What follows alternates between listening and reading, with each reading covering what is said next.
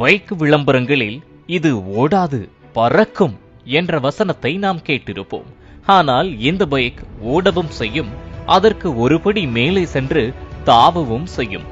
நாம் அமர்ந்து கொண்டு இந்த மிருகத்தின் மேல் பயணம் செய்தாலே போதும், அதுவே பார்த்துக் கொள்ளும் என்கிறார்கள் கவாஸ்கி நிறுவனத்தினர். ஜப்பானை தலைமையிடமாக கொண்டு செயல்படும் பிரபல நிறுவனமான கவாஸ்கி கார்லியோ என்ற ரோபோட் பைக்கை அறிமுகம் செய்ய உள்ளதாக வீடியோ வெளியிட்டனர். வழக்கமாக பைக் என்றால் டயர் இருக்கும்.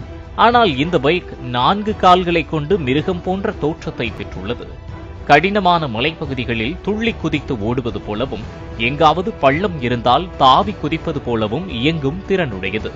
150 சிசி ஹைட்ரஜன் என்ஜின் மூலம் இதன் கால்களுக்கு மின்சாரம் கடத்தப்படுகிறது. டச் ஸ்கிரீன் மூலம் இயங்கும் வசதியை பெற்றுள்ள இந்த பைக்கில் 2 USB மூலம் தங்களின் ஏதாவது 2 டிவைஸிற்கு சார்ஜ் செய்து கொள்ளும் வகையில் அமைக்கப்பட்டுள்ளது. 65 கிலோமீட்டருக்கு ஒருமுறை சார்ஜ் செய்தாலே போதும் எனவும், இதன் அதிகபட்ச வேகம் மணிக்கு 25 கிலோமீட்டர் எனவும் கூறப்படுகிறது. இரவு நேரங்களில் பயணம் செய்யும் போது முன்பகுதியில் ஏதாவது நிலப்பரப்பு அல்லது சுவர் உள்ளதா என சுட்டிக்காட்டும் சிறப்பம்சமும் இதில் உள்ளது. இந்த ரோபோட்டிக் பைக்கில் கால் வைப்பதற்கு எலக்ட்ரிக் பெடல் உள்ளது.